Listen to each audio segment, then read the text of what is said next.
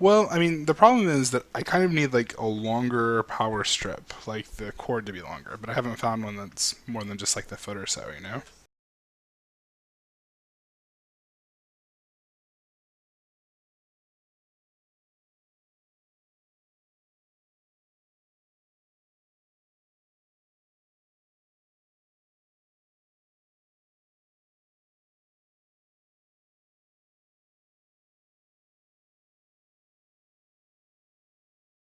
It did, but it's already started back up.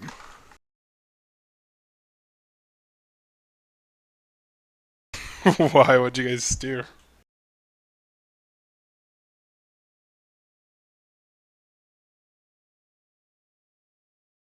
Okay, what happened right before it reset? Because I actually don't remember. I got so freaking mad.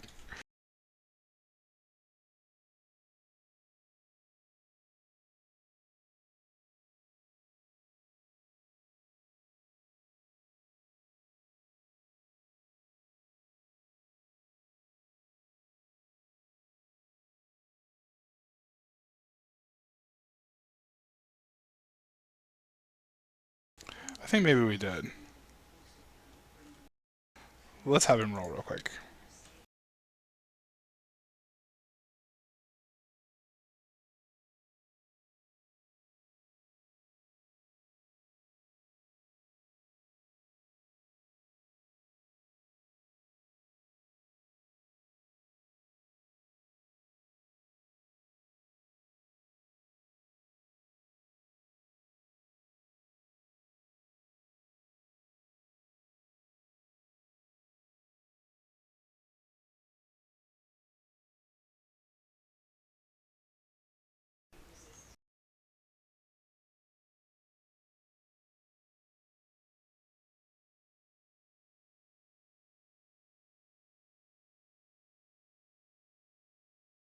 Weird, it was laggy from.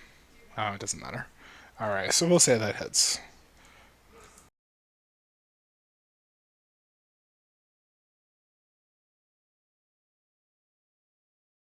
See, on my screen, they actually came out at the same time, which is weird.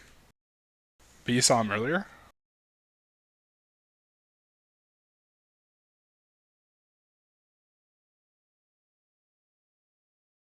Yeah, for me, they came out at the exact same time.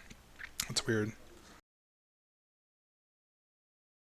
Alright, so that was his turn. Alright, we'll give this guy an attack.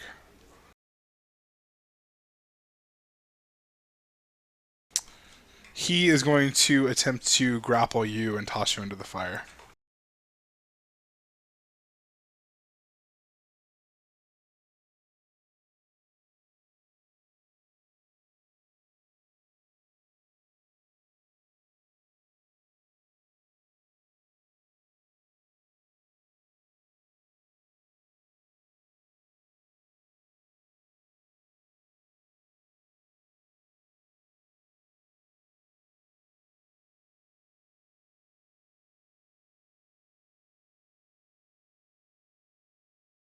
Alright, let's look up the old grappling rules. This was like the big one in third edition. Remember, there was like 9 rolls to decide what happened.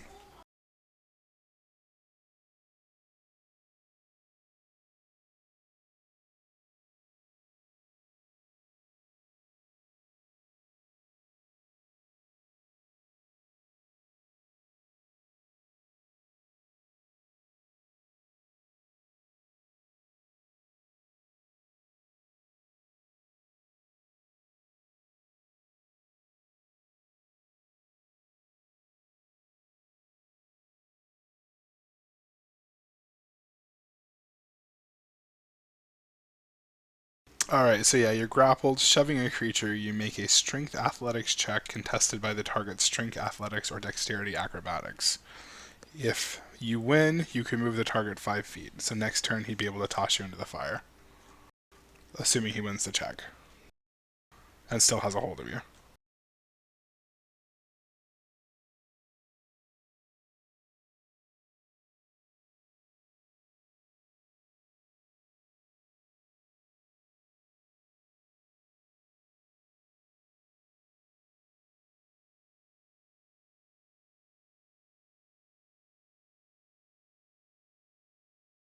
Let's say no, because the downside is you've got Screaming Jeremy in front of you, so you have to make sure you don't hit him.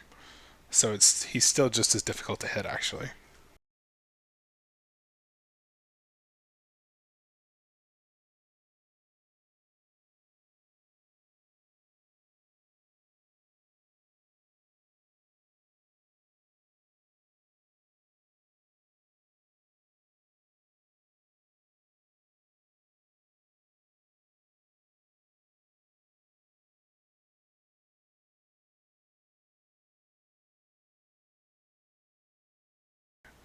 Oh, well, it doesn't really.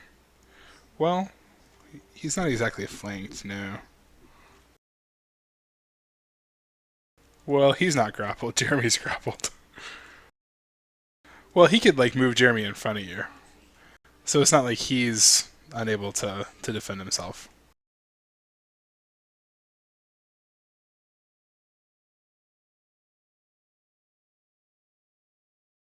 Well, the opposed roll is just to move him, basically. All right, full remiss is also Chthon. You gonna try and escape, or you got something else up your sleeve?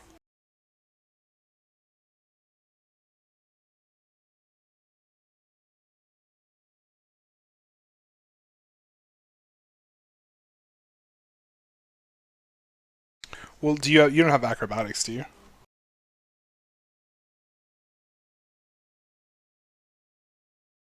Okay.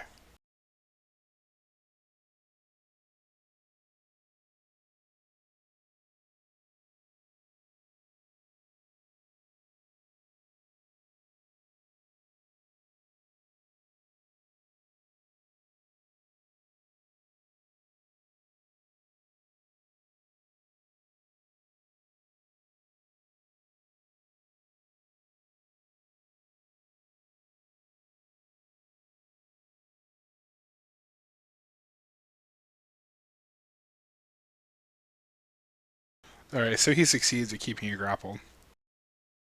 But I think we skipped full run.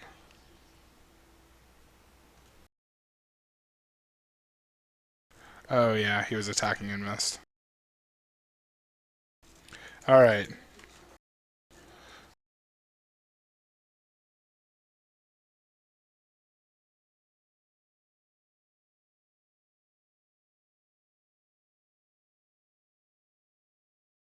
Roll well, Jeremy.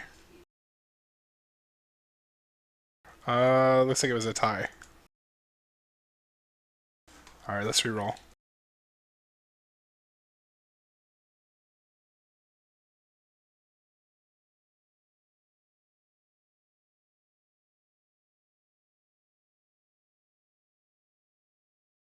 I don't even know what's going on, but yes, you. He picked you up and he tossed you directly over here into this fire. Well, let's figure out how much damage fire does.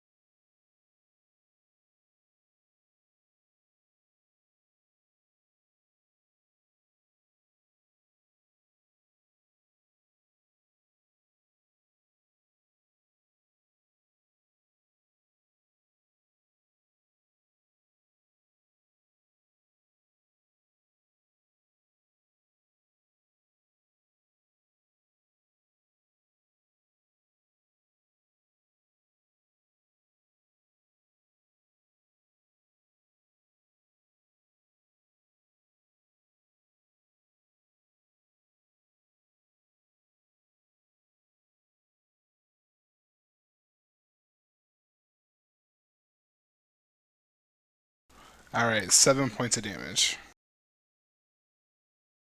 And you're caught on fire, and you'll have to spend around getting it out. He did let go of you, though, so he tossed you in and then turned back around to fight, essentially. Alright, Kieran?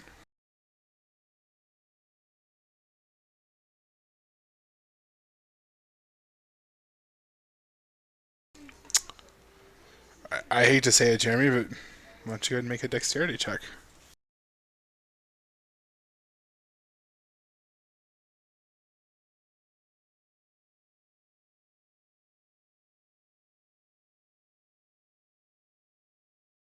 Yeah, we'll say he just tossed him in, but he was able to keep his feet.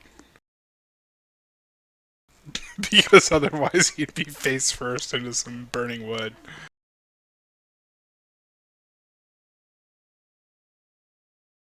I I guess that's true.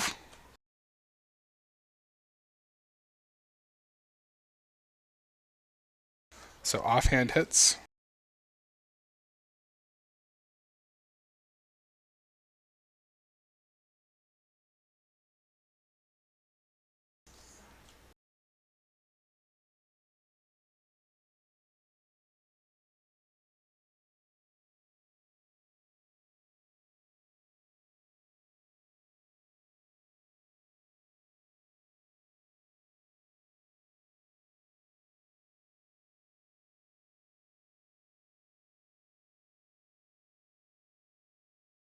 Alright, and that would be enough to kill him.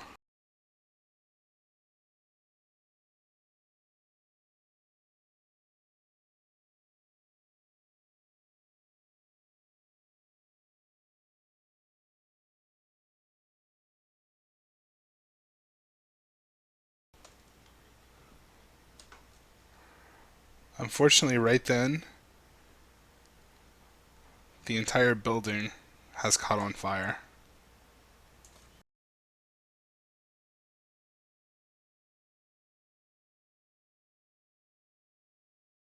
And it will continue spreading faster and faster every round.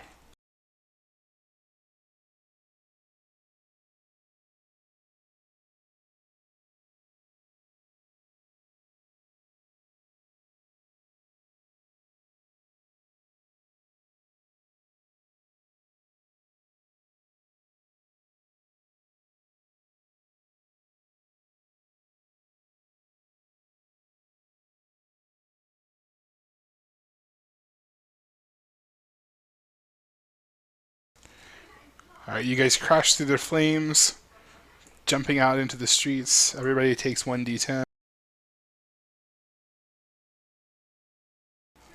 Jeremy, you'll take another 3.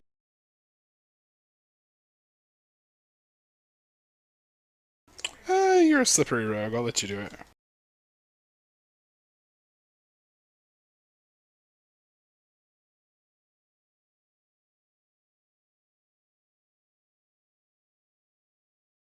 Yeah, athletics or tumbling or whatever if you have that. Acrobatics.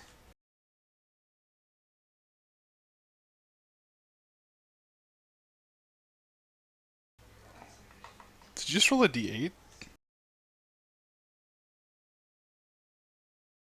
That's so weird. It came on the screen as a d8.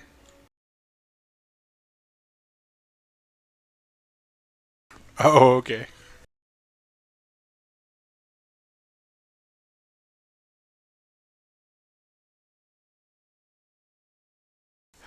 No, that's fine. Alright, we'll say you missed the damage.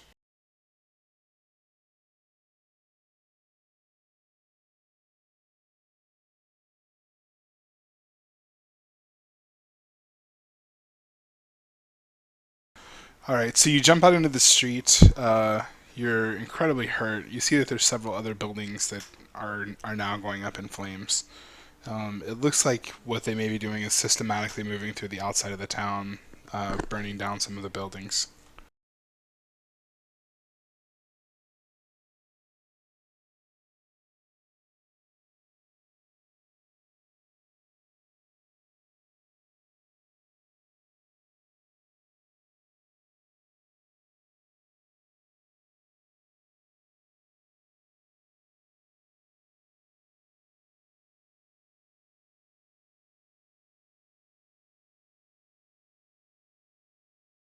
Where do you guys want to go?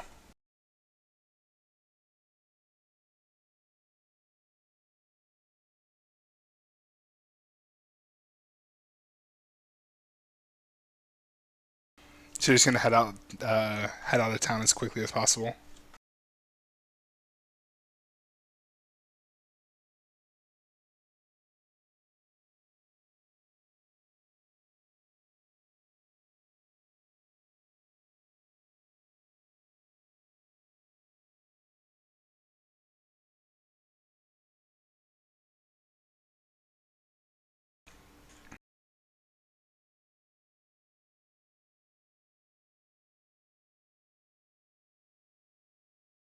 What two items are you talking about?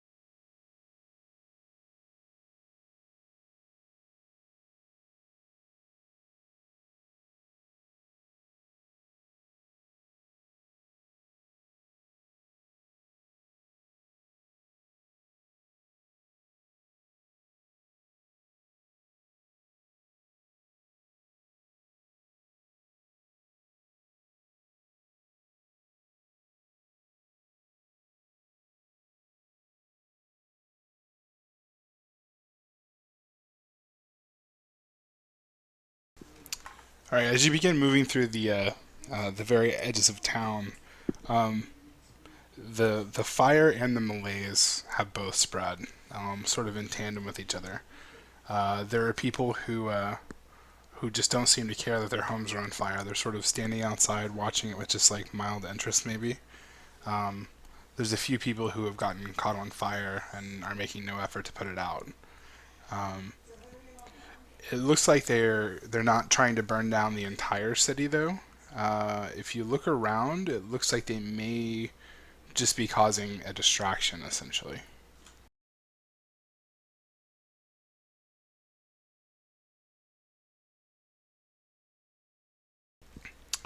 So as you guys leave the city itself, it was about a mile out to Svenzik's camp outside of town. You're going to be over some pretty exposed ground. Do you want to take any sort of special precautions, or are we just going to go ahead and approach normally? What's the plan there?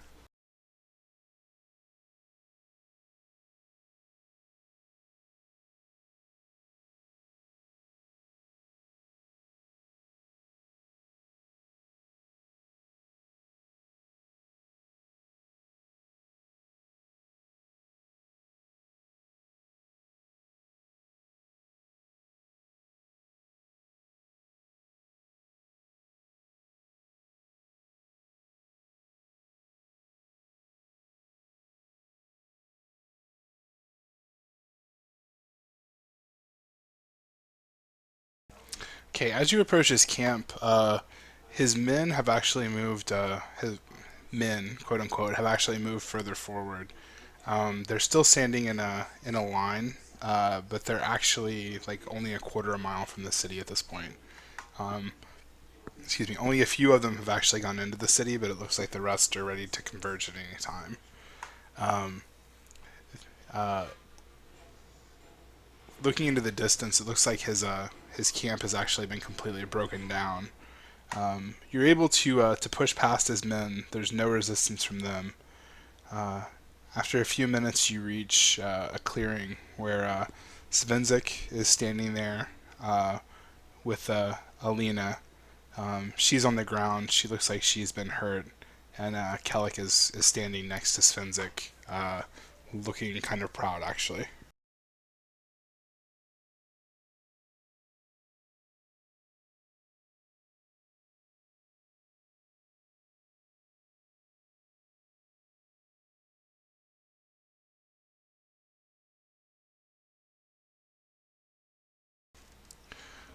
What do you mean, what's happened? We're going to help our lord. We're going to go fight these evil things.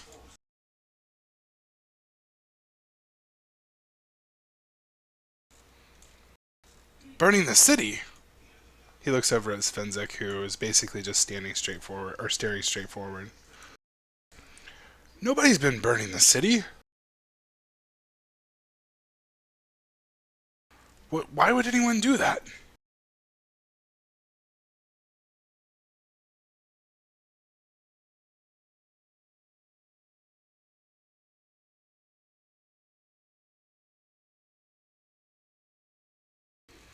He looks over at Kellic. Indeed, it is true that I have had to purge some of the city. Corruption has already spread. Drastic measures must be taken.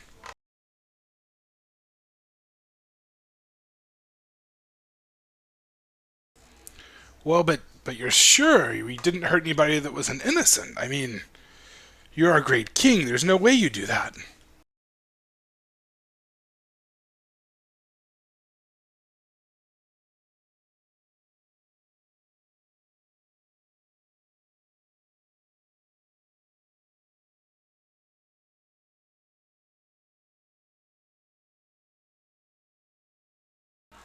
Oh, she went into another one of her things she does.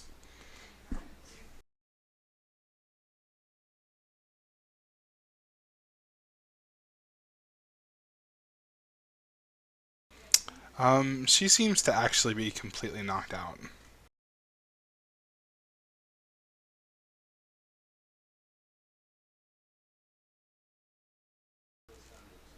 She doesn't appear to be physically wounded now.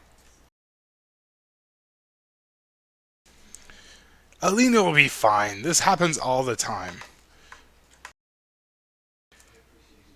Kieran, Cathan, it's time. We have to go put an end to this. We can trust Svenzik.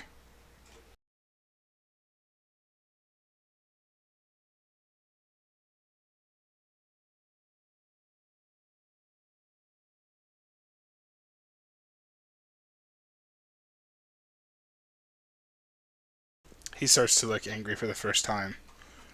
You spoke with the elf.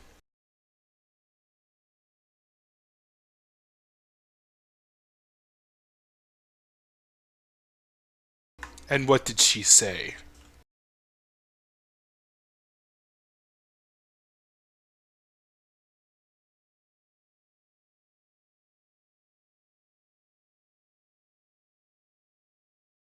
He looks actually relieved. It is as I said.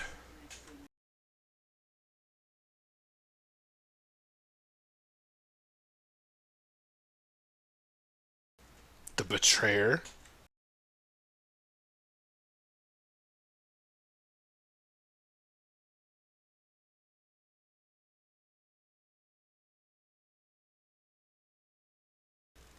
He can't be here. He's dead.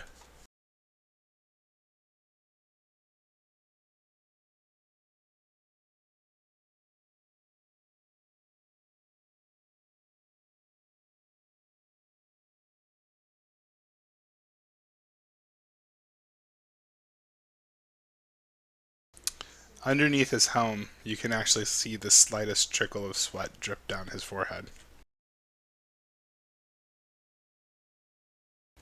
Then we don't have time. We have to go end this corruption now. Come with me, friends. Take part in the last glorious battle against the Velsaku.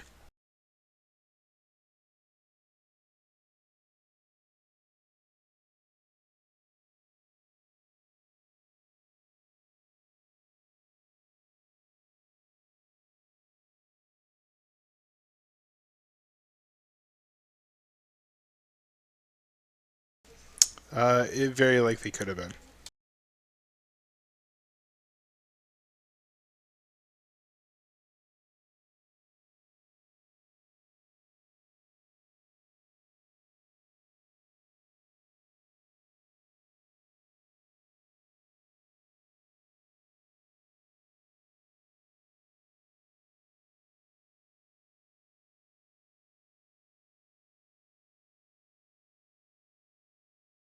I don't know. What do you think, Jeremy?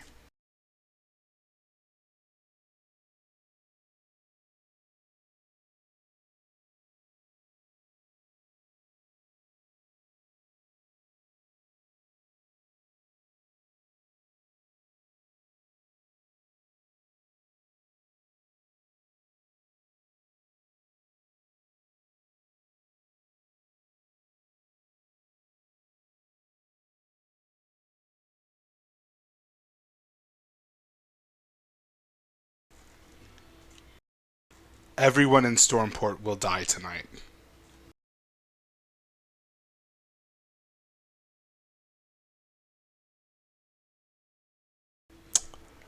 The, no matter what you roll, he believes that.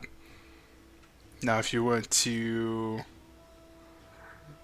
he believes everyone will die tonight, and that that's the best course of action.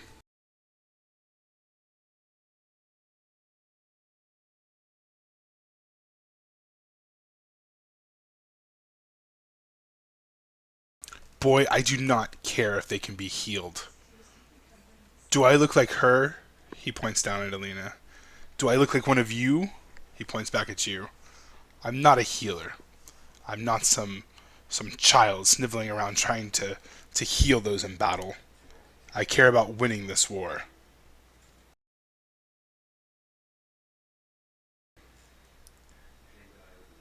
Brothers, are you with me?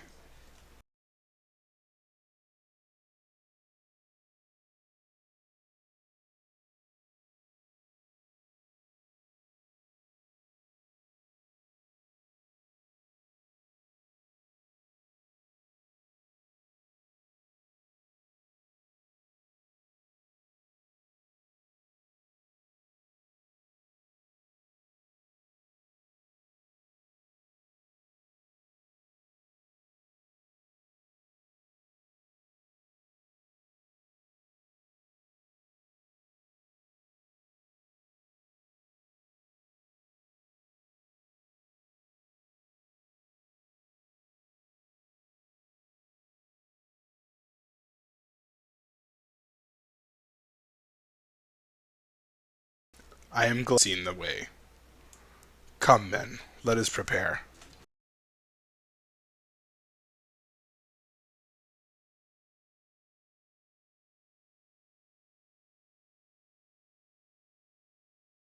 His men begin to start moving um, towards the city. Kellic comes over and starts talking to you. He's like, "What was that all about? You know who he is. Why would you speak to him thus?"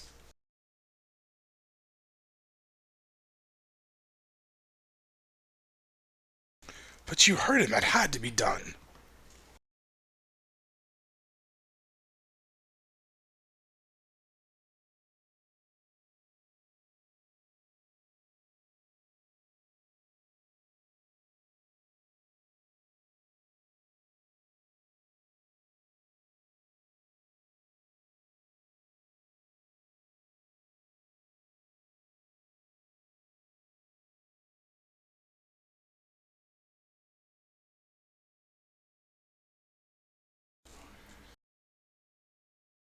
I'm not questioning you, but, well, I am. I mean, look, he's one of the seven, chosen by Arsona herself. You should have listened to him talk last night about the great battles they had. The seven radiate nothing but goodness.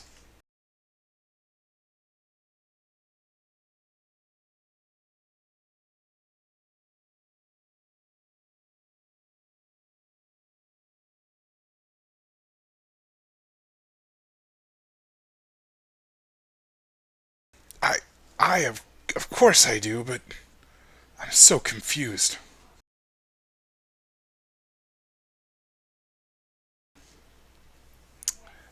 He looks over at Svenzik. He looks back at you two. I trust you.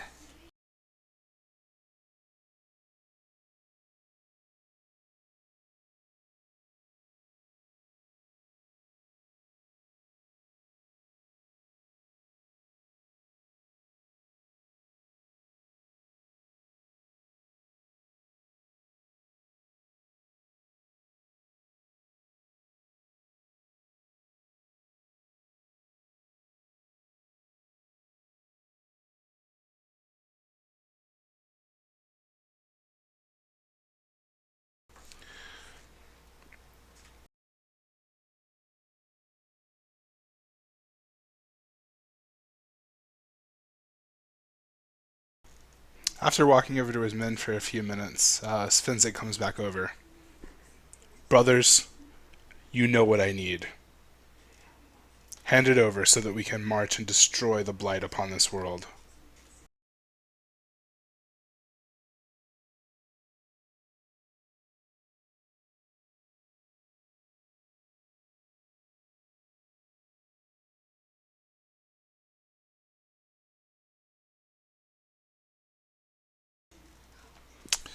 He looks like he's about to protest for a minute and then says, Very well.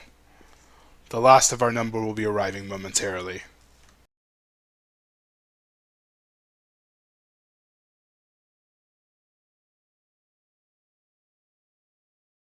You guys look around trying to figure out what he's talking about for a minute. And then overhead you hear a large flapping of what seems like a lot of birds at first. As it gets closer, you realize that it's actually one creature. And flying over you is this black dragon. Flies directly over you, swoops back up into the air, and then dives back down to where he's almost hit you, and then flies forth over towards the town. Now we are ready. Let us go into glorious battle.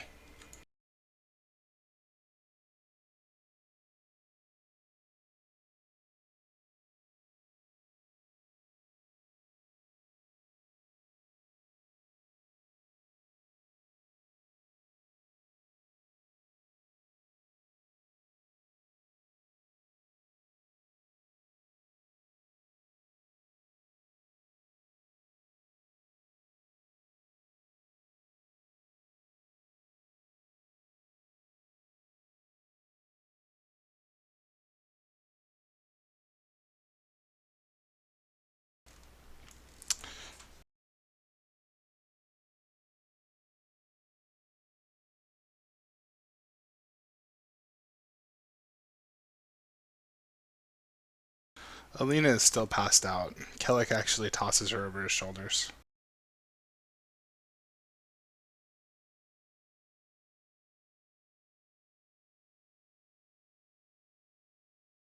Any chance you might what?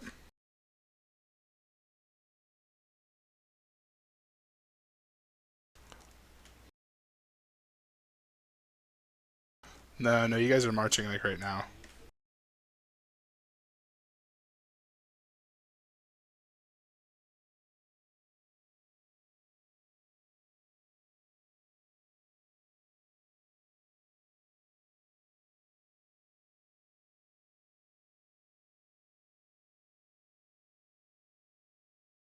How'd you know there was going to be a dragon?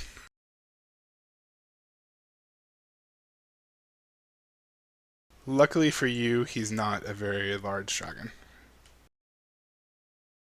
He seems like he's a younger dragon, especially since he's working under the command of someone.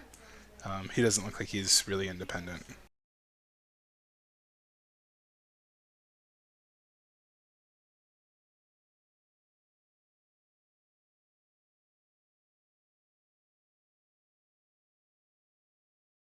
I'm trying to find a good map, I'm sorry.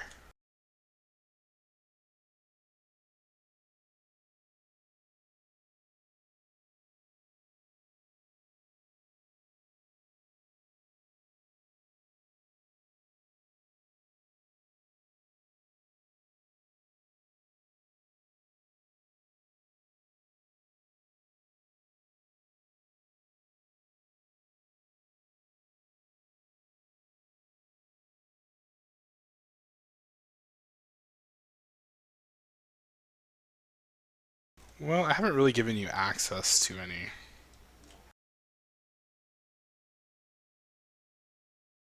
I said I haven't really given you access to any of that kind of stuff.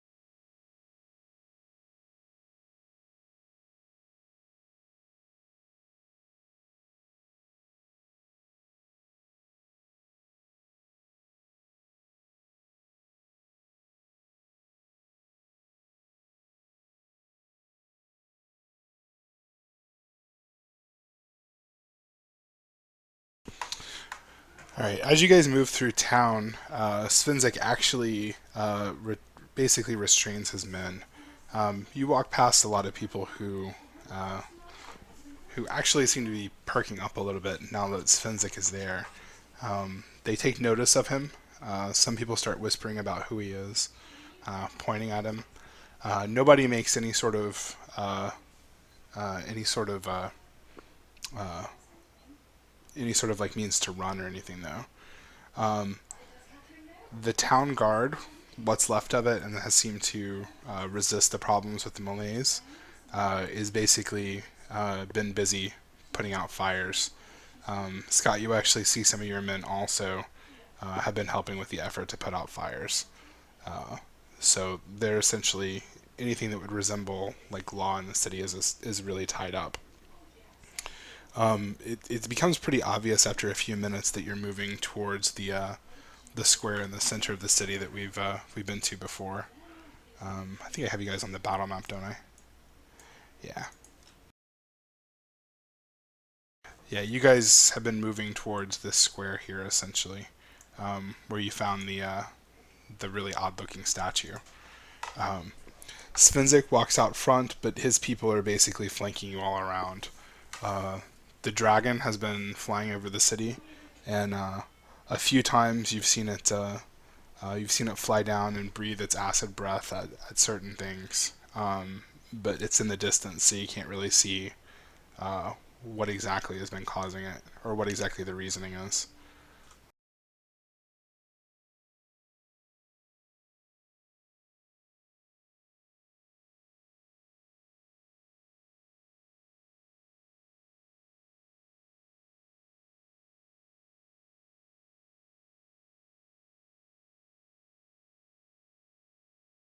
We will worry about survivors when the battle is over.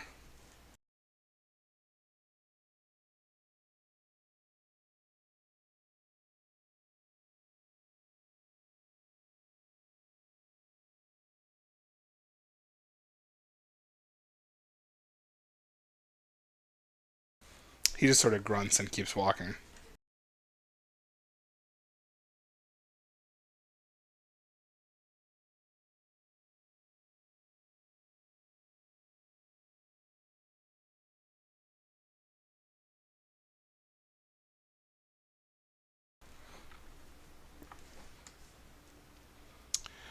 You get to about right here,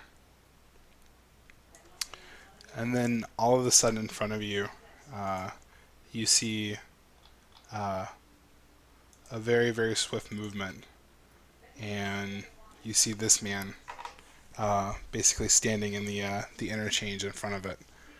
He seemed to sort of appear out of nowhere.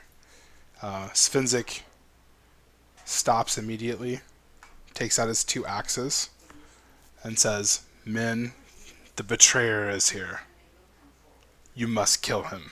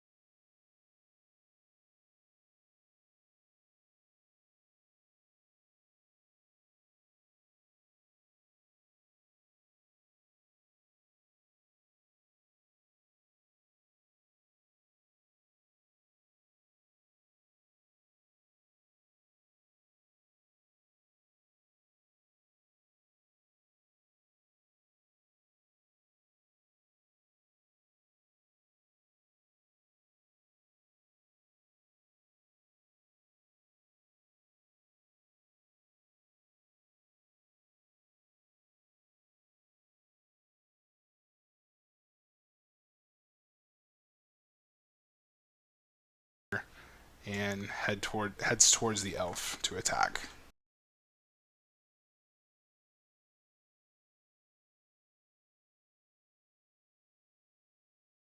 The other elf. So looking at So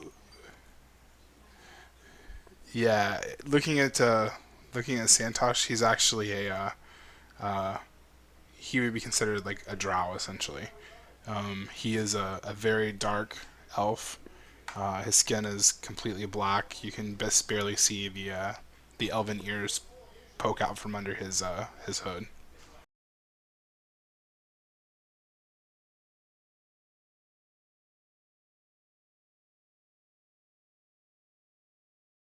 I wouldn't think so. No. I mean, he would have been gone a long time before you were around. I don't know. Maybe we'll work it in. We'll think about it. You don't immediately recognize him except from the stories.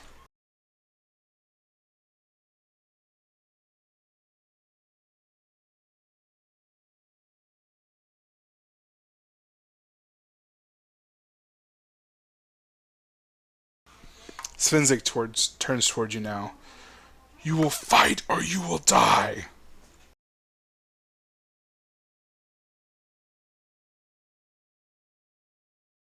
Santosh, for his part, is still just standing there, although he's grinning just a little bit as he holds onto his blades.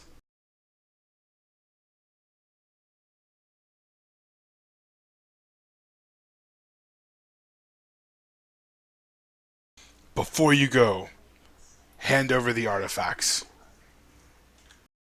If something happens to you, I need to make sure that we can get them.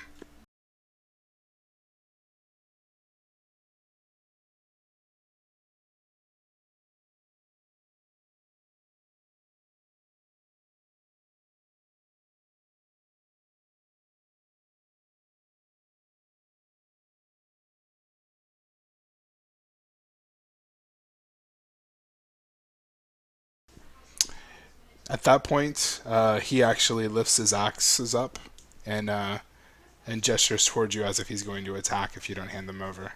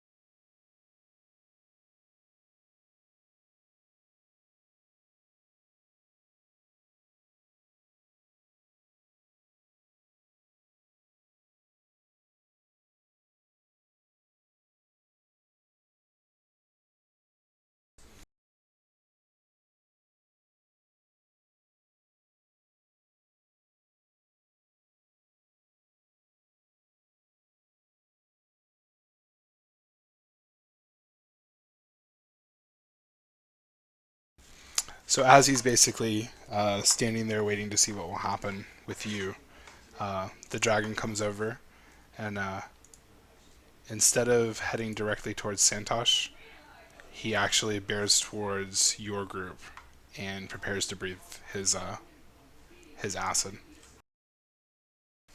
You guys roll initiative.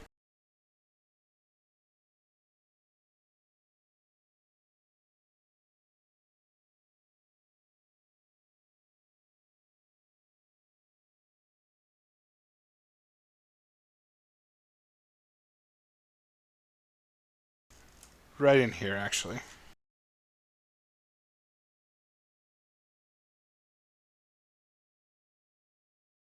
It's not very fast. I mean, you could float down river, but it's not like it's like rapids.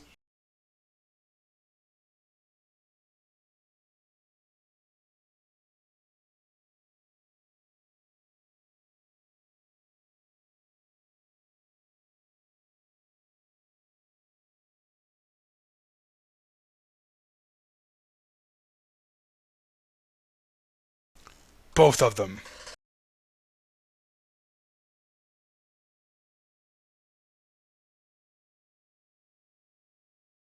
I know you have the other priest. Hand it over.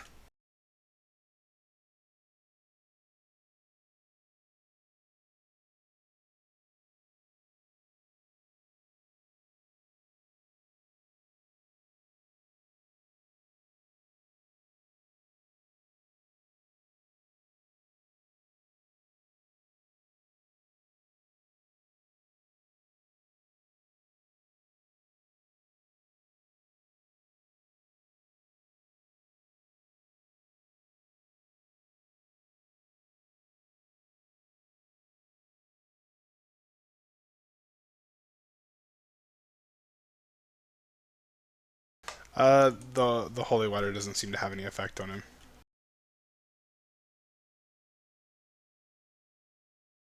I know. It's a good idea though.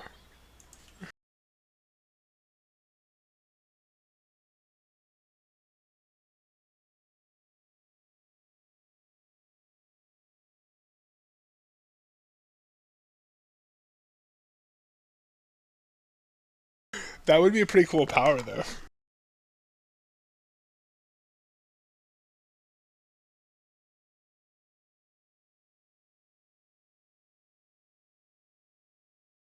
So did you throw it to Svenzik or to Kellic?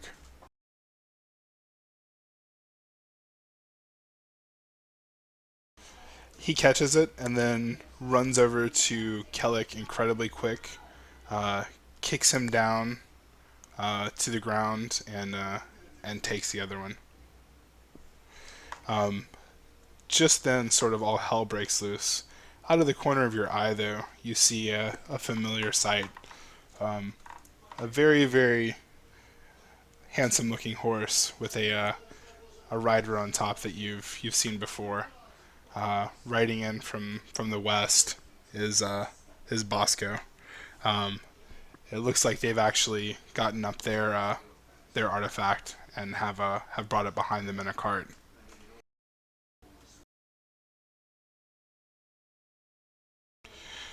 So you started walking over to Sentosh. He just points up at the dragon, who has now changed course, and he's basically moving towards the two of you as if he's going to attack.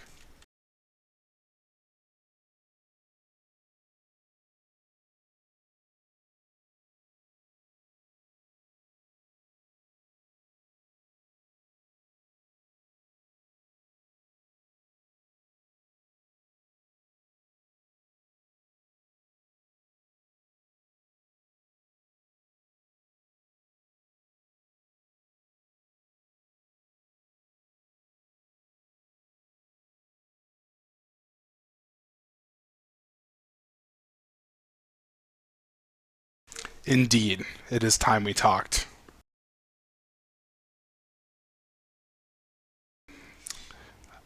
The dragon keeps getting closer, and it opens its mouth.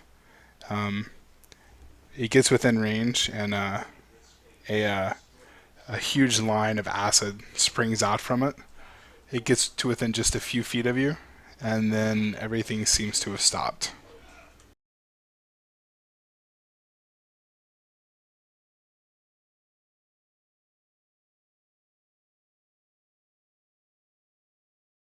Friend,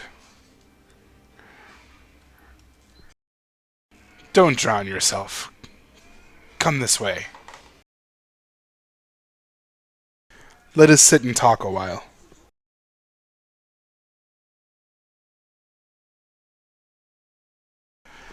All around you, you see that time is still moving, but the three of you essentially have been slowed to a near crawl. Um, so Sintosh basically moves out of the way. Uh, it looks like it'll take probably another hour for the last few feet from the dragon's breath to actually reach where the two of you were standing.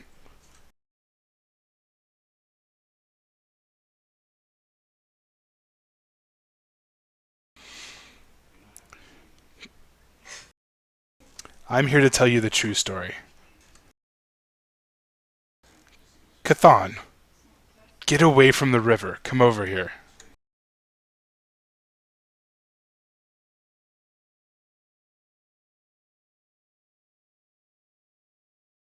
Let us go inside and sit. We will have time.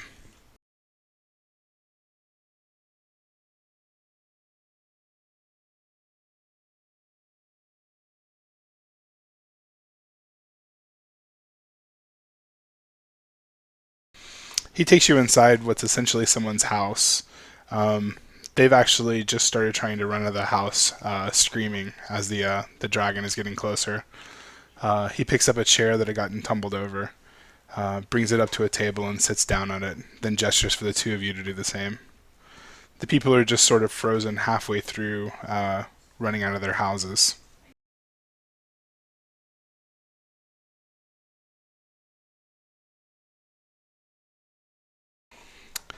I'm assuming you have realized at this point the stories are not as written.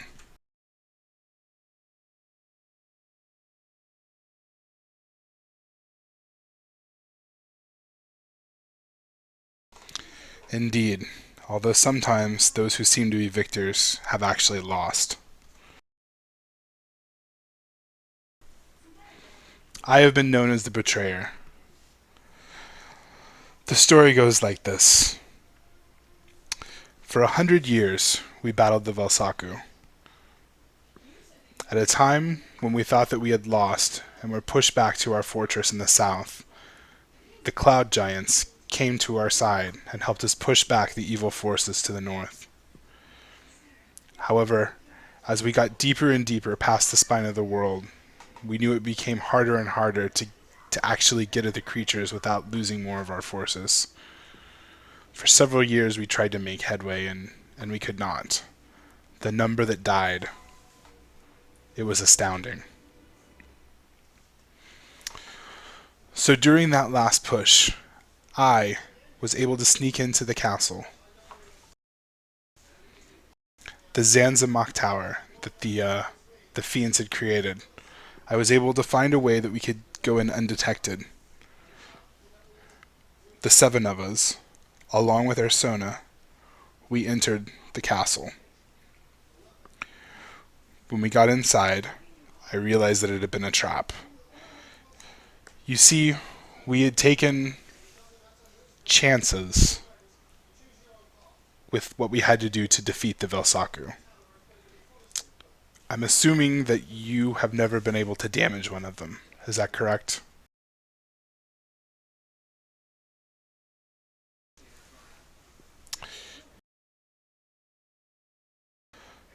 The problem is they're not really from our universe. The only way that we found to be able to injure them was to become like them in a way. We had to travel to the place that they come from, a place that I cannot even describe. Horrors and things about the way that the natural world works, they're not the same there. However, once the 7 of us returned, we realized that we were somehow attuned to them, and from that point on we were able to damage them.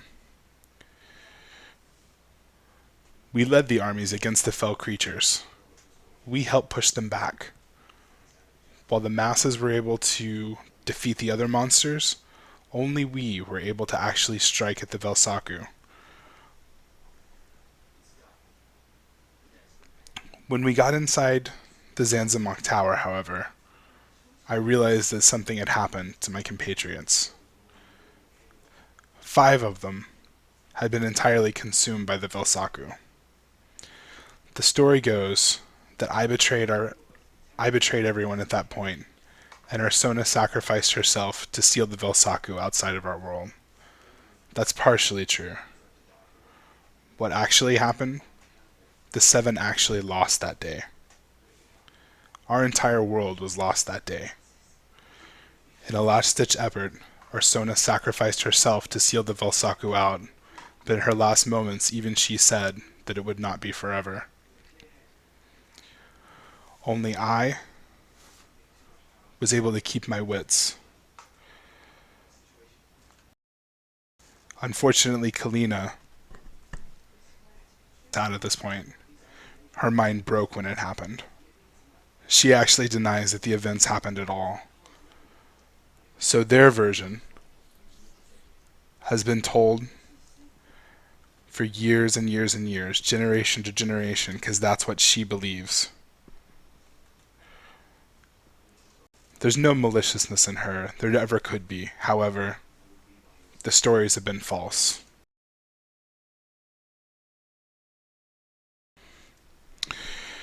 There was no way that I could stand against the remaining 5 of them. Their power was too great, so I went into hiding. I have a network that's been watching them for many years. Unfortunately, only too late did I decide to take action. You see, I think the Velsaku found a way through these artifacts to get back in our world. It has to do something with people worshipping them.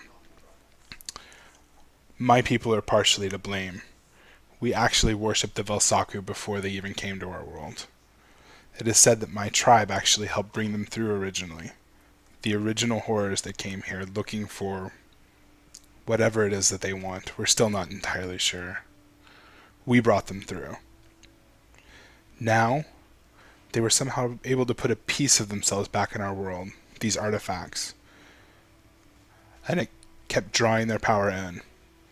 Everywhere that you see the artifact, there was a fallen civilization, and when it was finally unearthed, it was able to warp those around it. Here, inside Stormport, I should have seen this sign earlier. The city basically grew around that statue. Commerce grew here, order grew here, but evil also grew here. The more and more people that surrounded it, the stronger it got. Now, by bringing them all together, I believe the Velsaku will be able to come into our world completely.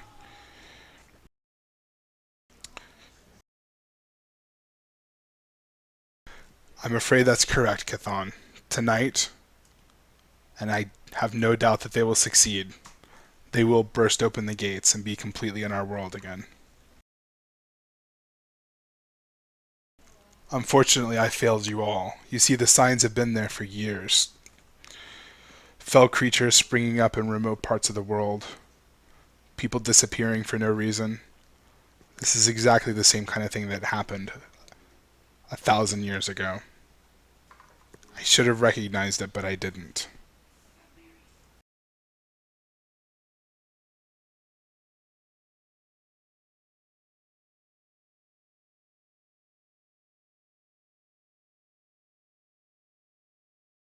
Take one of the artifacts.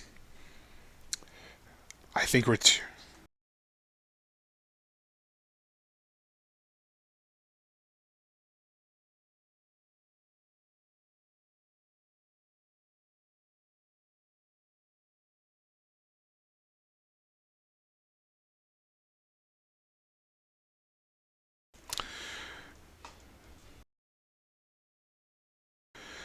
The remaining 5.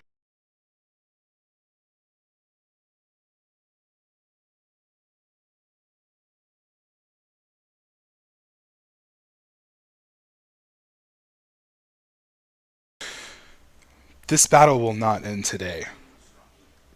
I, for my part, will do my best to try and stop Svenzik tonight. I do not know if I'm his equal, but we will find out. We never age. We can never die of disease. But in all honesty, none of us 7 know if we can be killed or not. Tonight, perhaps we'll find out.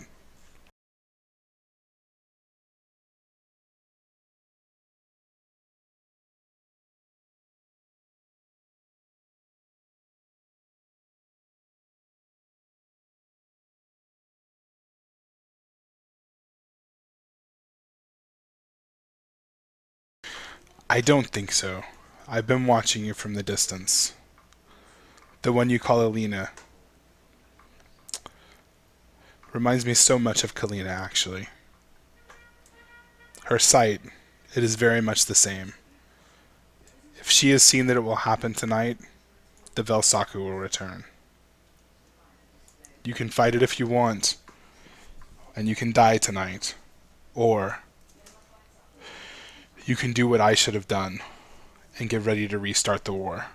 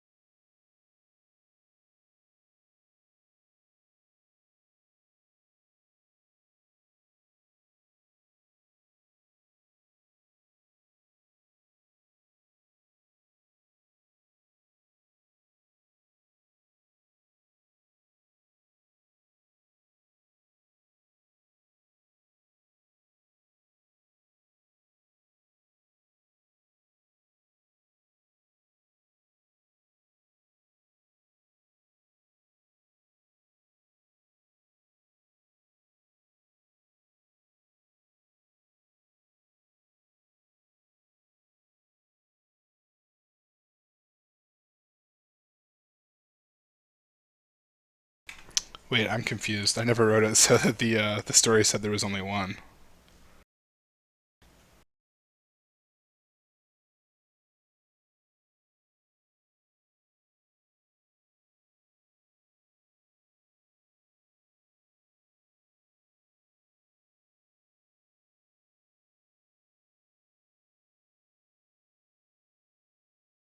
Well, yeah, that's incorrect. So that's probably me remembering it incorrectly, but you guys have seen multiple of them already.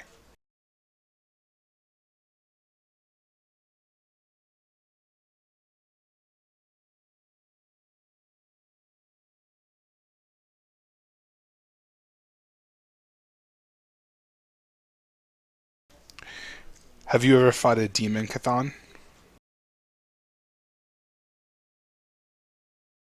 Have you ever fought a ghost? What happens to the dead, or those who are not truly living, when they are killed? Have we ever killed one? I truly do not know. Their body immaterializes, they are gone. There seemed to be no difference between the Velsaku. I could not tell you that this one over here is any different than when I killed 100 years ago. They all seem exactly the same to us.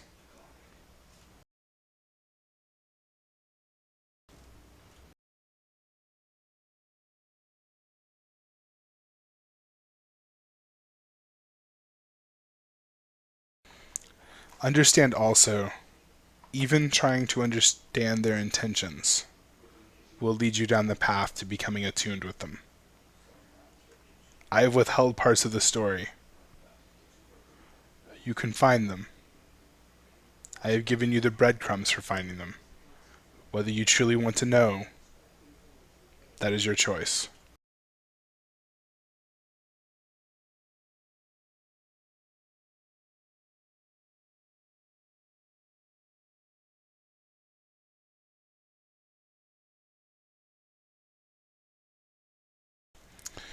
You guys want to fight a dragon tonight? I don't know if we can finish it in an hour.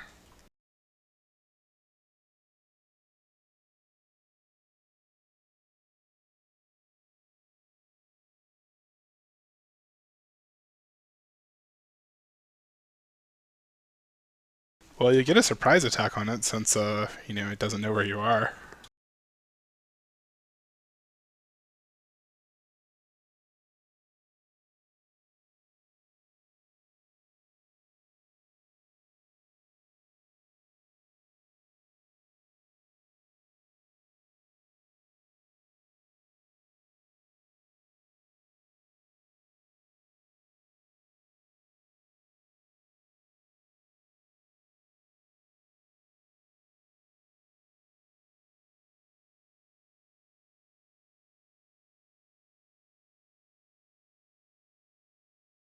Alright.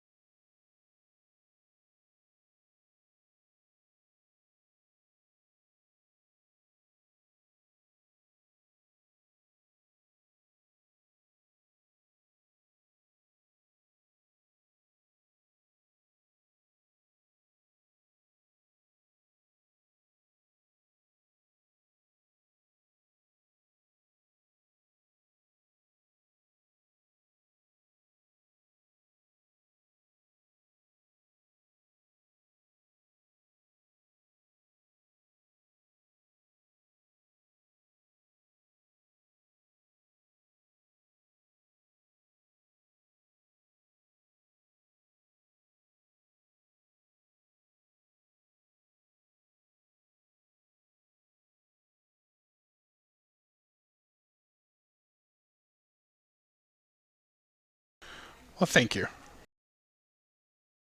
I was hoping it would be a good reveal.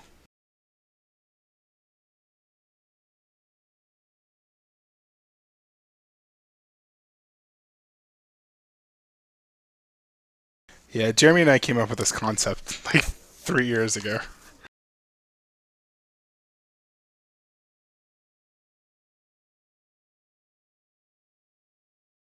Because now it's like really tough for you guys because, I mean, the world is lost and what do you actually do? I mean, the people that everyone looked up to are actually maybe villains. I guess they're bad.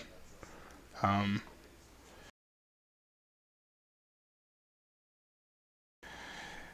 and honestly, there's so many ways that the campaign could go from here. This is all I ever really scripted. So now what I need to do is go back and sort of refine some parts of the world and say, all right, guys, what are we going to do?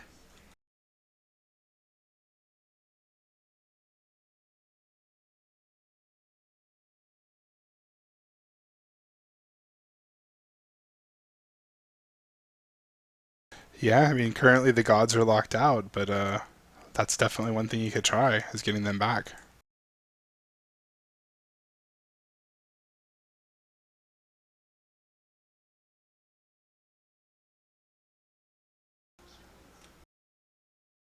We'll probably have to do a few things, you know? I don't know. I haven't even decided for sure if you guys are going to win.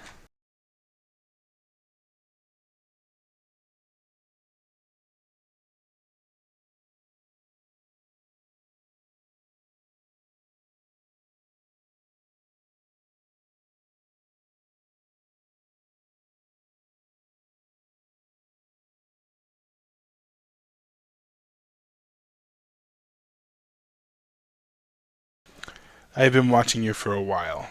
I could tell that I could trust you.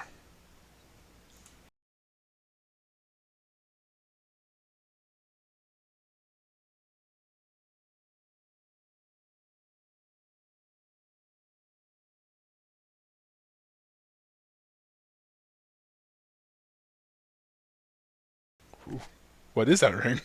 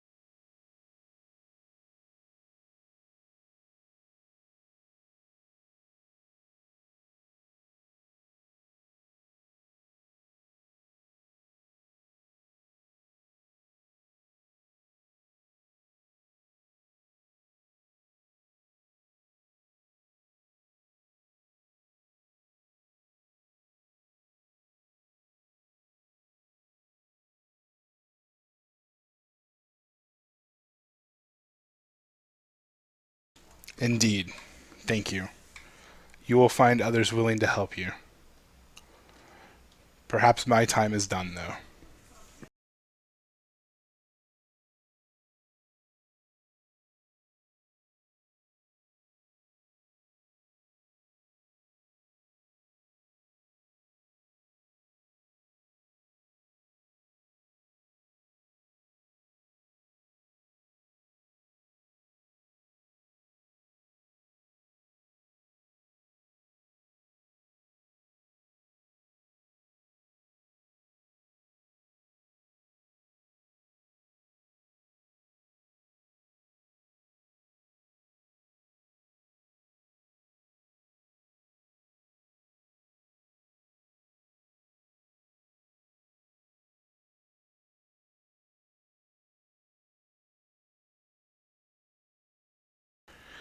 So here is where you guys were chilling out in that house.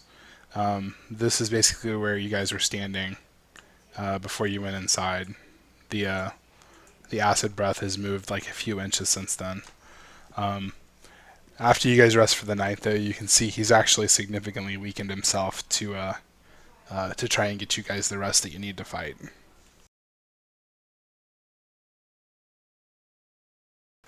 He walks out in front of you and then and prepares to walk over to Svenzik.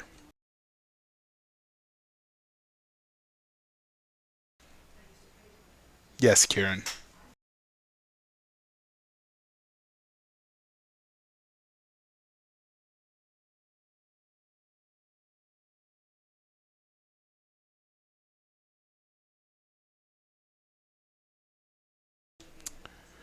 We will see.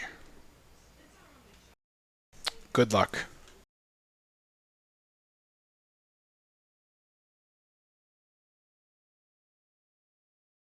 So where do you guys want to place yourselves?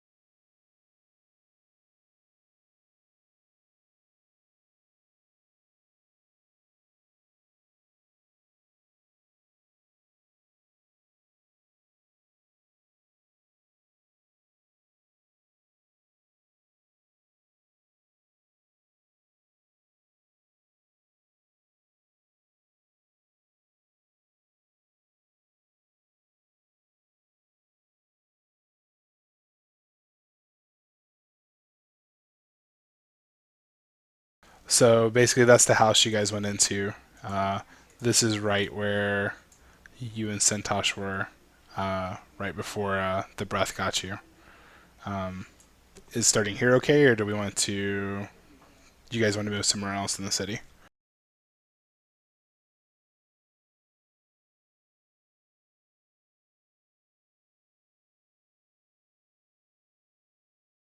So you guys will go from the back. Okay. And I forgot to mention that Fulrun was still there, and he didn't really say anything.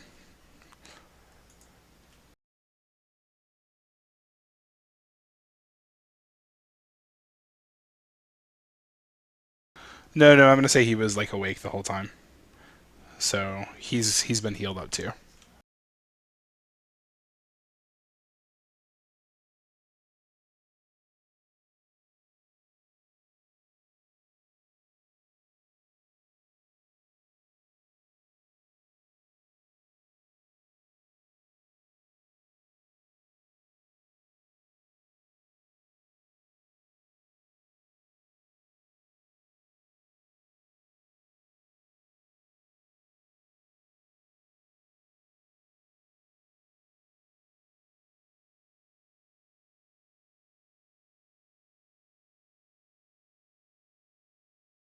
So the dragon was sort of flying in a dive, getting ready to hit you guys. So when he stops slowing time, the dragon will essentially be headed at the ground, but he'll expect to see you guys like right here.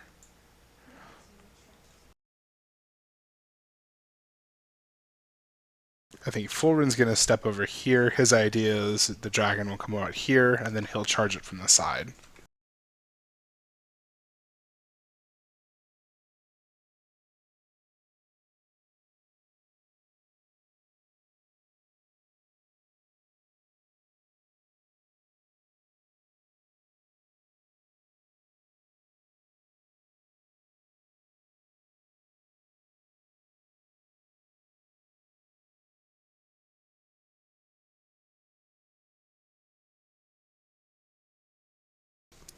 All right, you guys ready?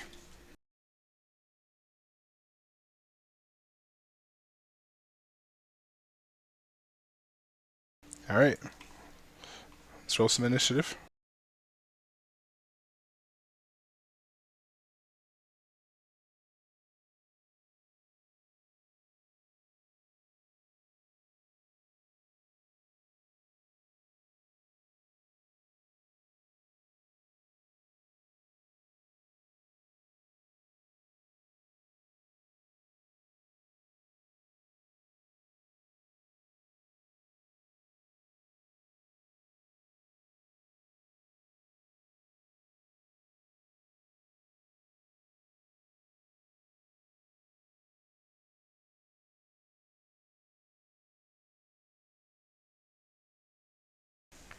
You could definitely try that. Let's see what happens.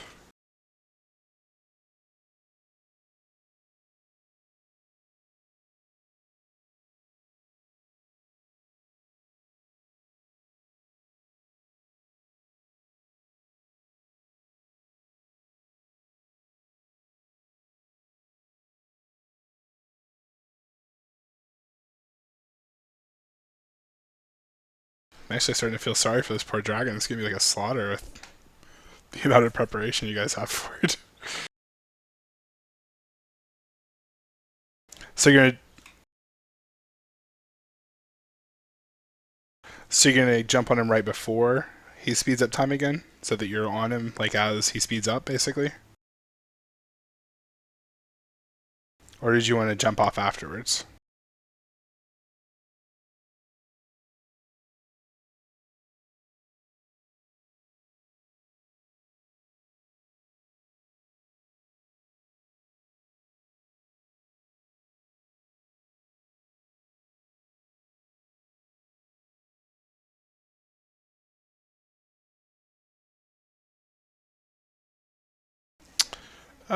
Yeah.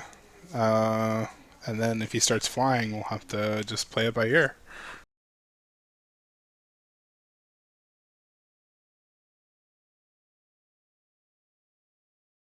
It's enough.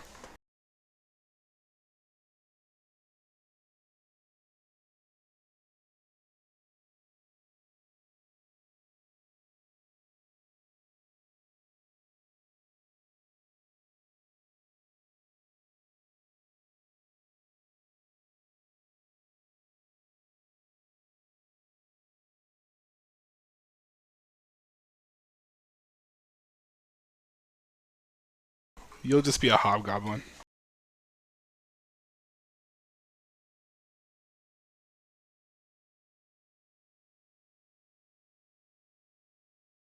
All right. Centosh walks over, basically stands directly in front of Svenzik, and time starts up again. The dragon rushes by. He actually sort of crashes into the ground a little bit, losing his footing for a second. His acid sprays over here harmlessly, unless you just fall down face first in it, you'll be okay. He looks around confused because he knew he had a killing blow. Uh, so because of that, he winds up last in the order of initiative. Cathan, do you want to be directly behind that house, or did you want to move somewhere better to see?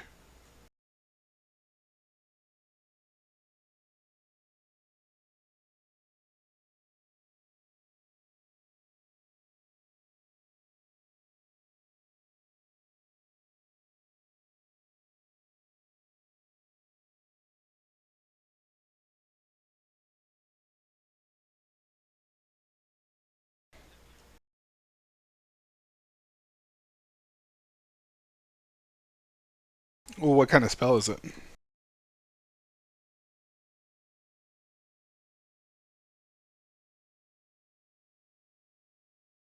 Which spell is it, bro?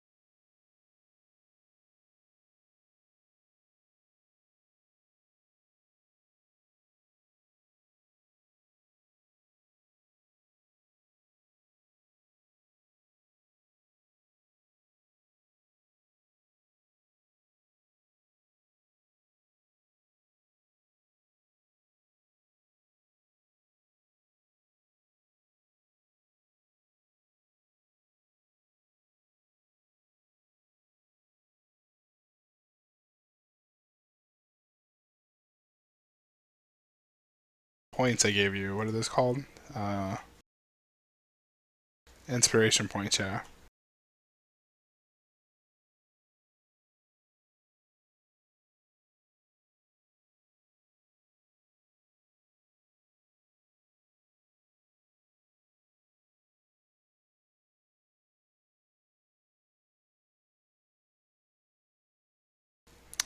Alright, I'm going to go ahead and say that that's going to hit him.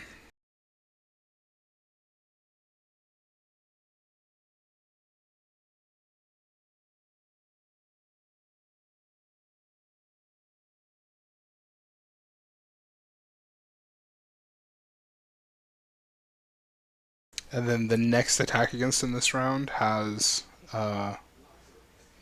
extra damage.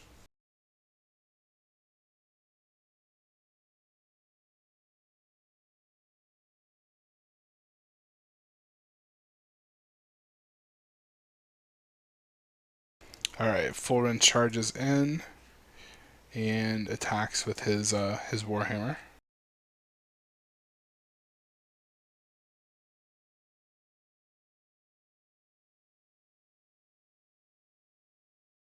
And scores a critical hit.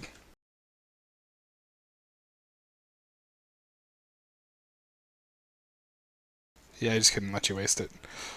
So he hits the dragon in the back left leg for quite a bit of damage.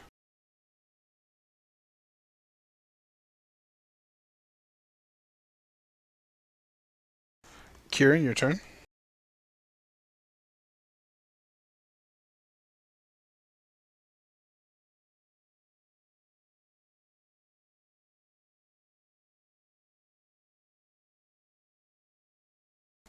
So go ahead and make an like a dexterity or acrobatics or athletics, whatever you have, check to make sure you don't just fall on your face while jumping.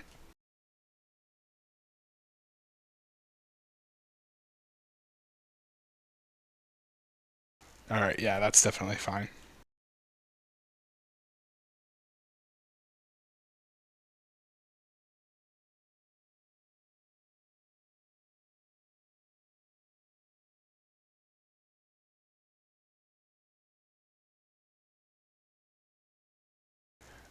Both hits.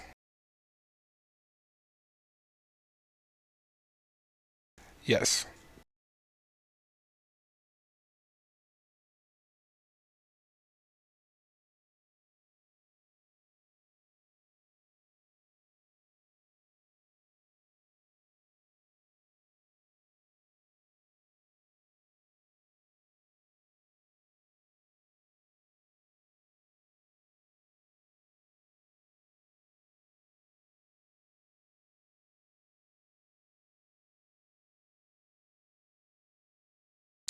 Or you jump on the creature's back and slide your blades right between a couple of his scales.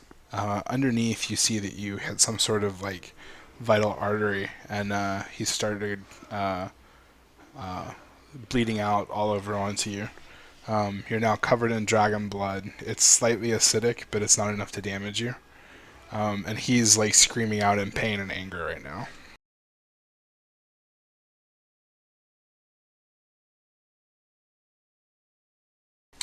I'm gonna have him make a wisdom check to see if he can figure out what the hell just happened.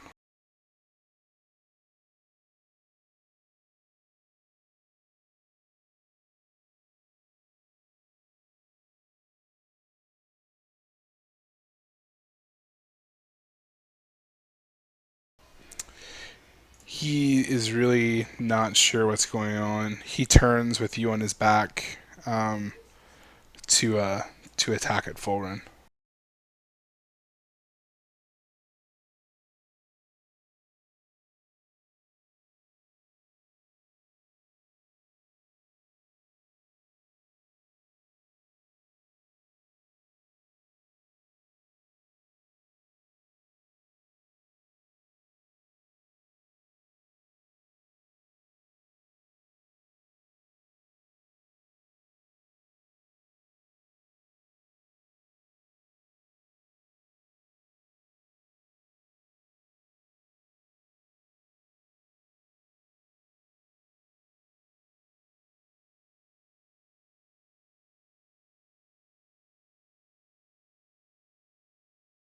Actually got lucky. It's only one hit.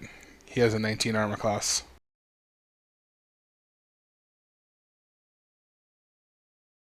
Yeah, I thought for sure he was dead. So he strikes out with his claws, uh, missing with both of those, but then finally manages to bite his left arm.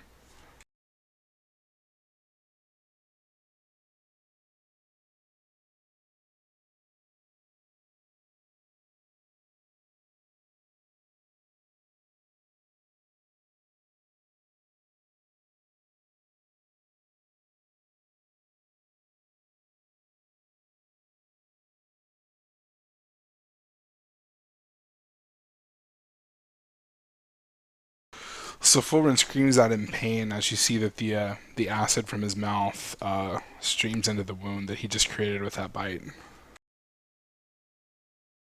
Chthon?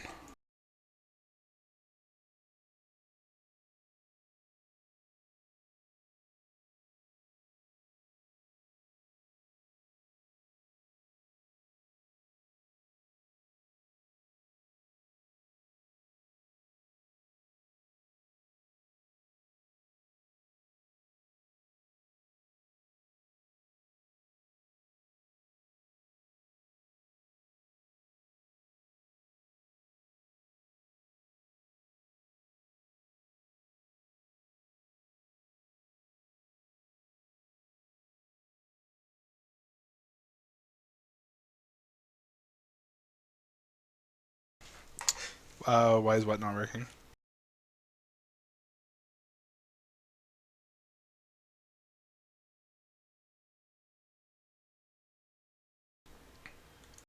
I see you typing now.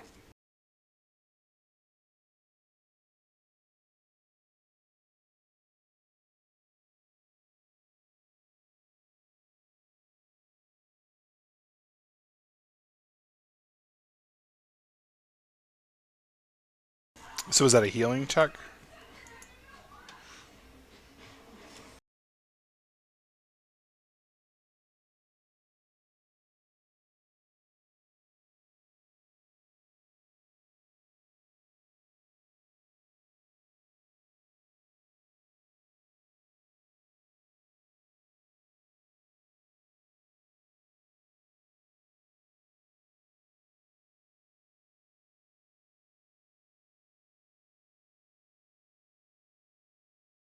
Alright, Fulren swings at the creature but misses this time. Kieran?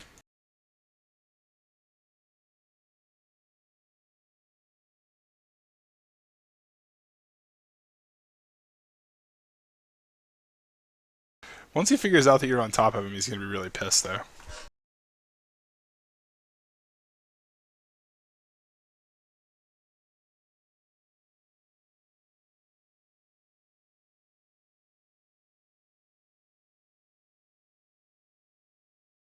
Alright, this time he's bucking you around and you only get him with the offhand weapon.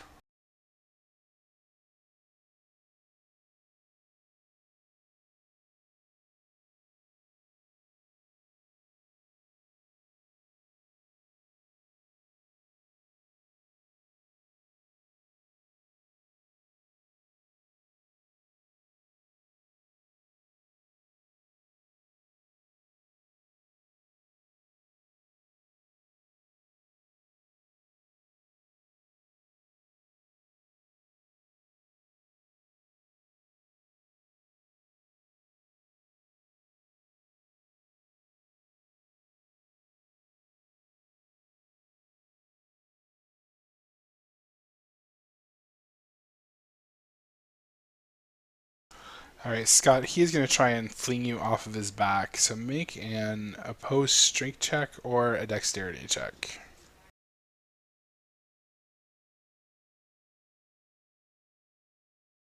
Yeah, acrobatics would work.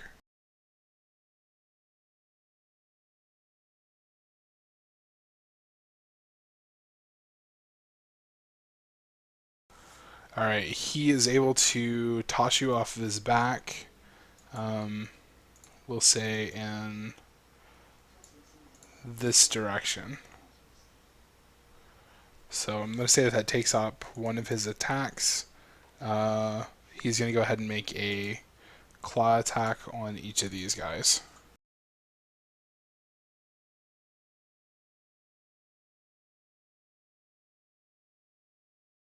First on Fulren.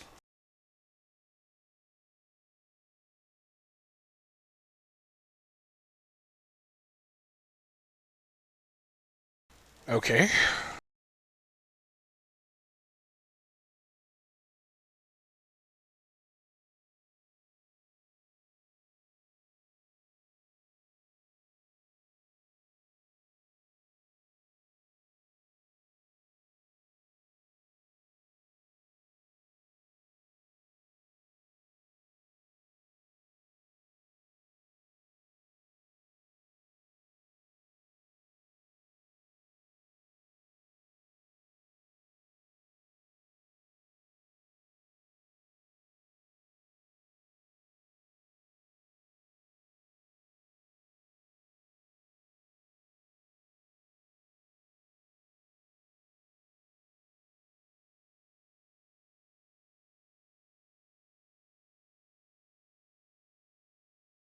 So he strikes out with both claws and scrapes across Fulren's chest, drawing blood this time, pretty significantly. And then with his other claw, he attacks you for 10, Jeremy.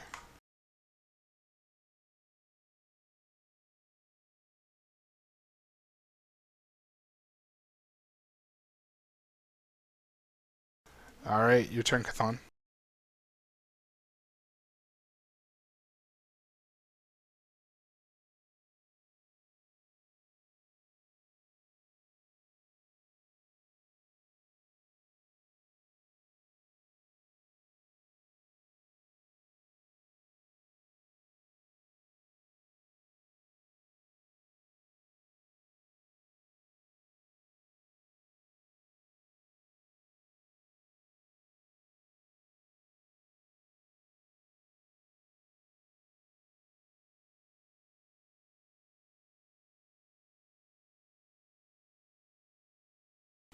How much did you heal? 12?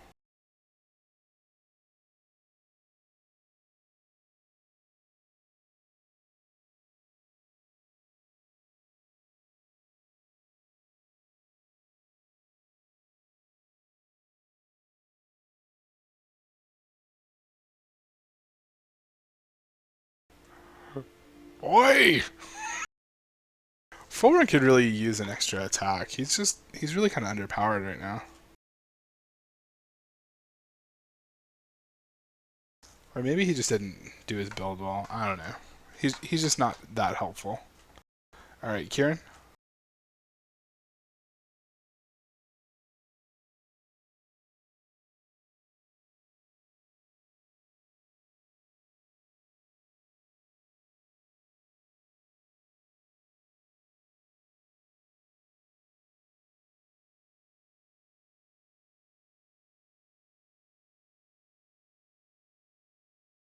All right, main attack hits.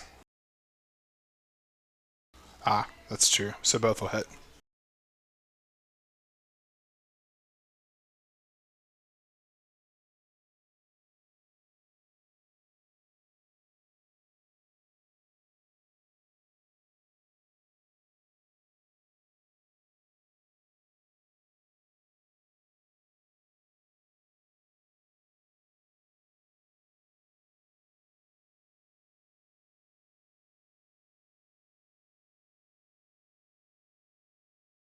He screams out in pain because he's significantly bloodied now, and he decides to take his full set of attacks on you.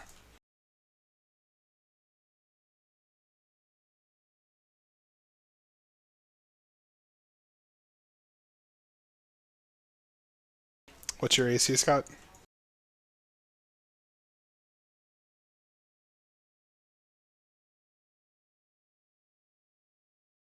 Claw 1, Claw 2,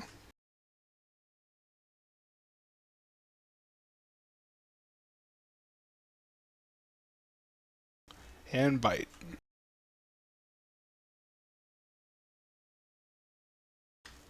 You're a lucky son of a bitch.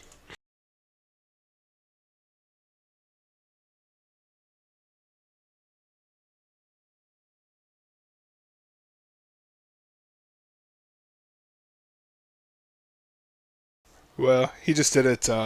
He's got another couple rounds before he can do acid again.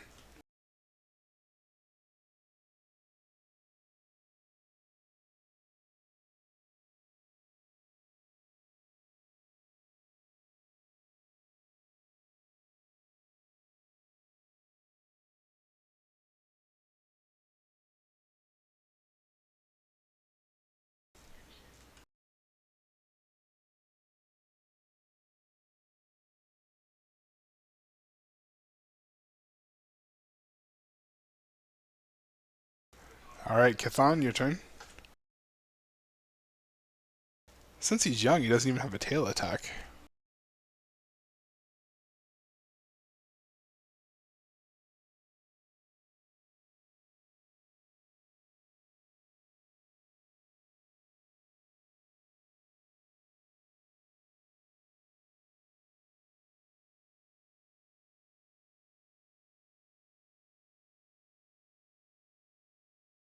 Well, it's kind of like how the dragon rolled, I guess.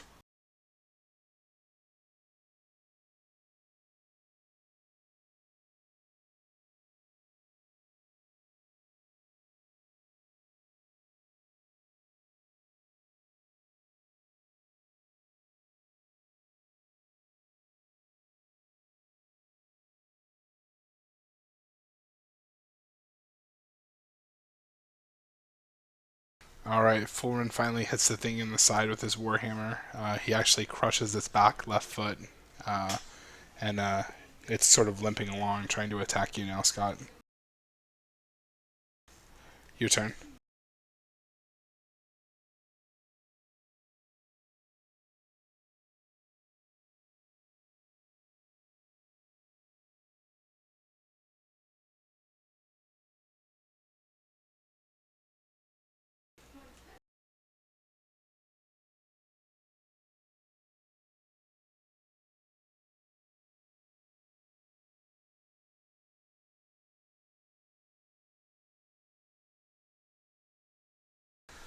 All right, you do you want to describe how you kill this thing?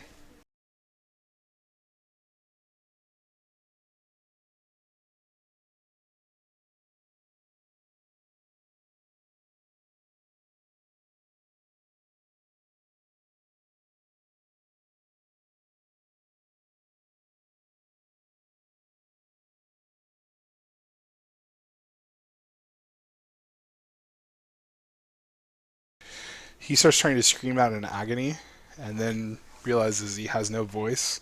Right before he realizes he has no blood, and he falls down to the ground with a hard thump. Um, as you look up, though, you realize that there's another battle that's been raging on. Uh, uh, Svenzik and Sentosh have been fighting. Uh, there's actually been quite a lot of destruction. You can't actually see Sentosh; he's moving so fast, but it looks like Svenzik is able to follow him just fine. He has out his two axes. He's actually he's been firing lightning at Sentosh, trying to kill him. Sentosh has been trying to close into him, but every time he tries to get close, Svenzik sends a near lethal attack his way and pushes him away, essentially.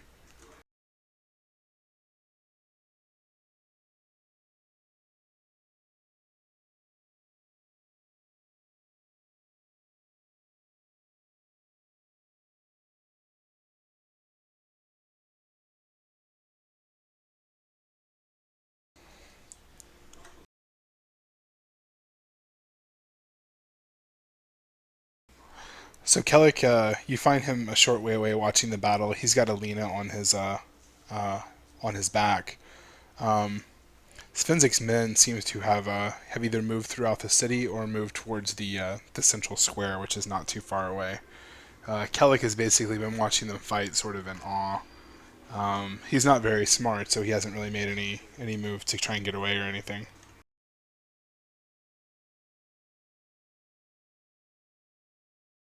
Oh,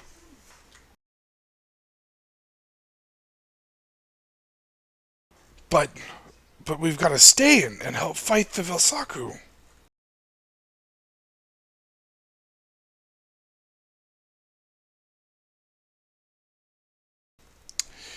he listens to you and starts walking with you. Um, you guys only get about 20 feet when behind you you hear like an incredibly loud noise, and turning around just briefly, you see that there is like a 20-foot wide beam of what you could only describe as like the darkest black light shooting up from where the square was.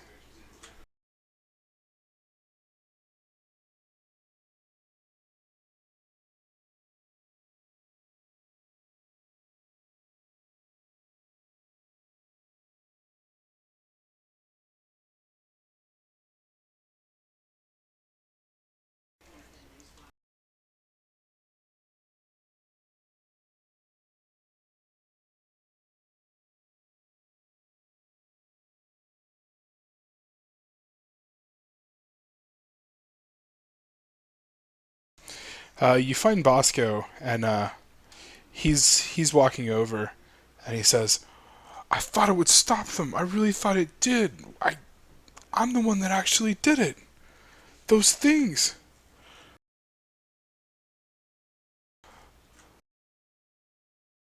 Horse finally seems annoyed with him and tosses him off, and he stands in front of you guys. Uh, Kellic takes it as a sign to put Alina on him, and so he puts Alina on the back of Horse.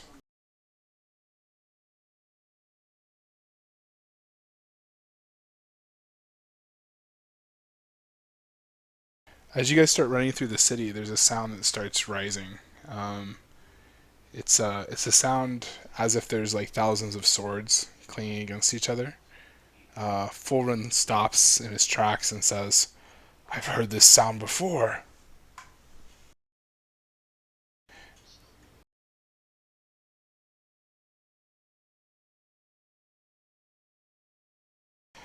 Bosco gets left behind.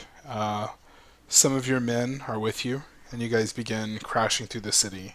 As you go through the city, you grab anyone that you can, trying to save them.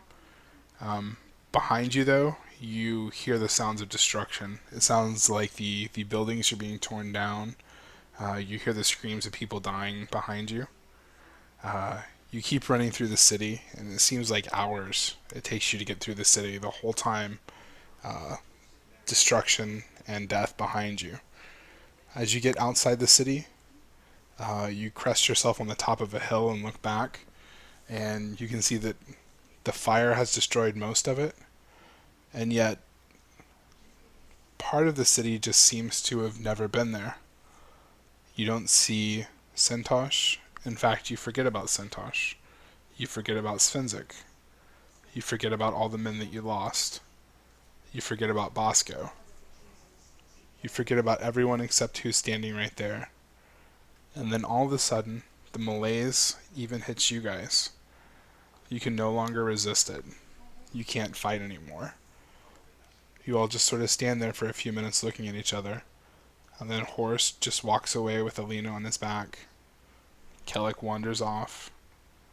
Your men just sort of lay down. And even the three of you finally look at each other and seem to not recognize each other. And then just start walking away.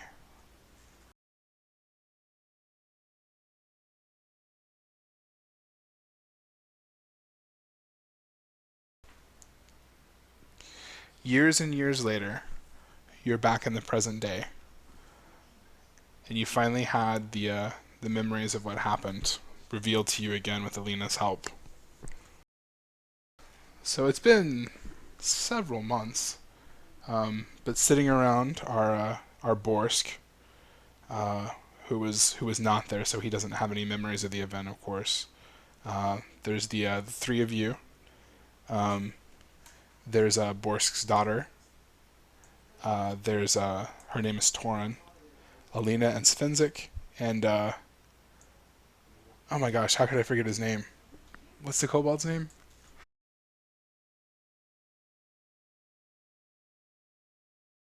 I'll think of it. Yeah, Harrison's there. So, guys, what was it? Was it something good?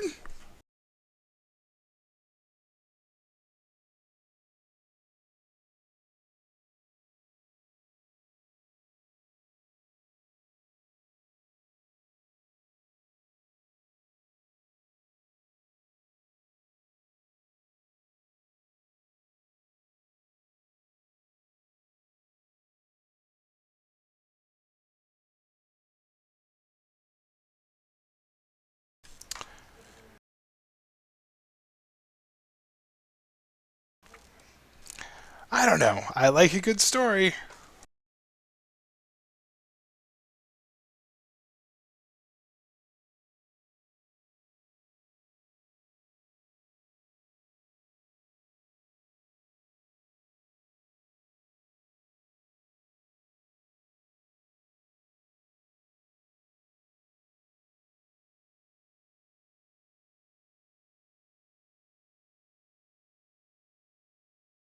As Borsk listens, he actually seems like uh, he doesn't believe it at first, but then there's so much detail to the story. Um, as you get to the end, and he realizes that that Doric has actually been corrupt the entire time he's been a paladin. Um, he just like hangs his head and seems defeated.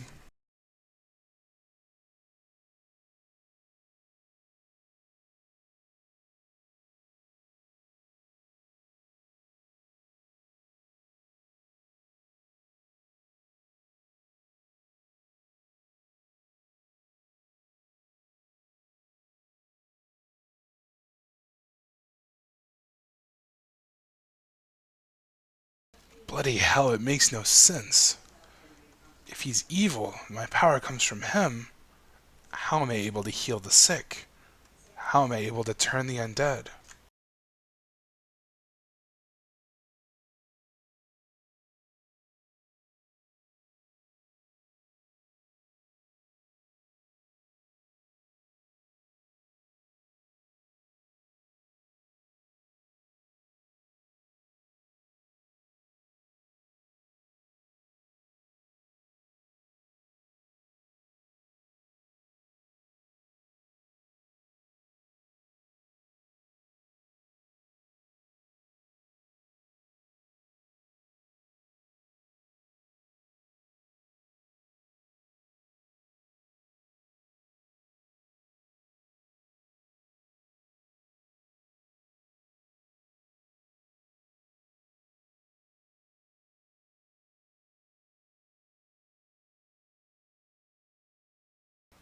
Well,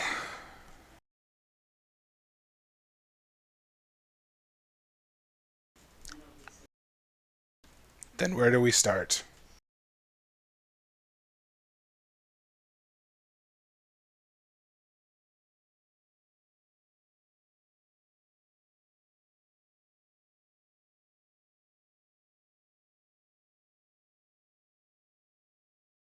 Or if you're crazy, you could.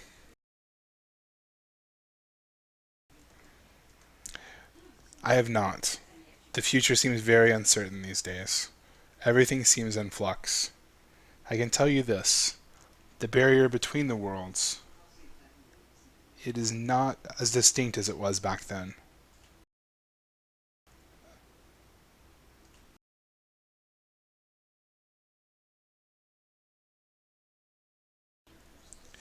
Yeah, sorry.